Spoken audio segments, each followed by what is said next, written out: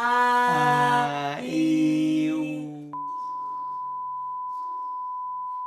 guys, I'm Dr. Dane and welcome to another video.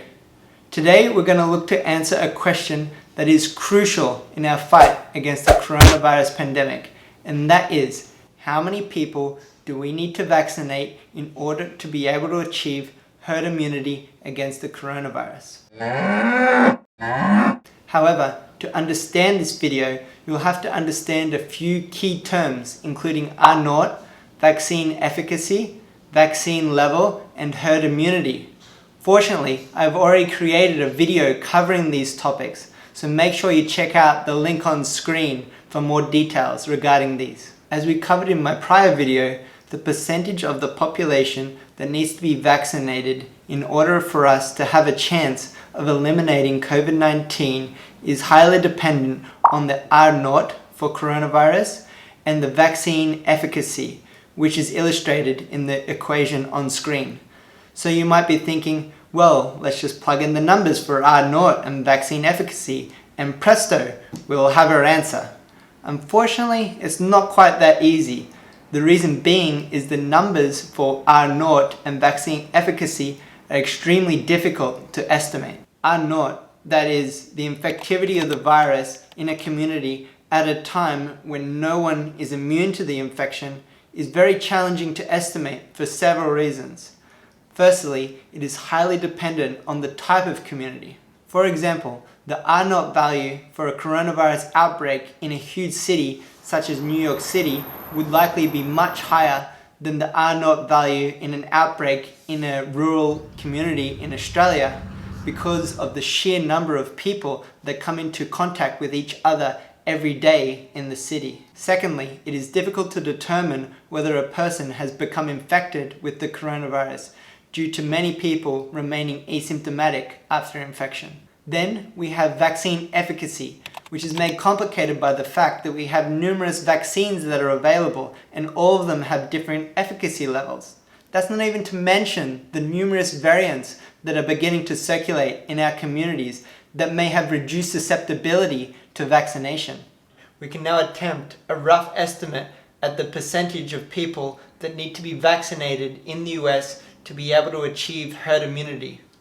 For an R0 value, we can use the best estimate provided by the CDC of 2.5, and for vaccine efficacy, we can use a value of 90%, which is derived from real-world data of people in the US that received 2 doses of an mRNA vaccine.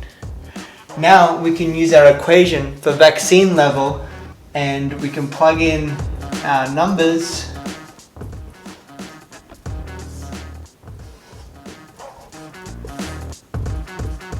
And we get a value of 67% for people needing to be vaccinated for us to reach herd immunity. In my opinion though, this number is a little optimistic. Firstly, I think that the R0 value that we used assumes that people are socially distancing more than they are right now. And secondly, COVID-19 variants that are more resistant to vaccination will likely become more dominant as this pandemic progresses. So now, let's use some more pessimistic estimates in our equation. For example, for the value of R0, we can use 4.0, which is considered by the CDC to be the upper bound estimate. And for vaccine efficacy, we can use a value of 57%, which comes from data reported by Johnson & Johnson against the South African variant. Now, we can do a quick and dirty sensitivity analysis on the vaccine level using these new estimates.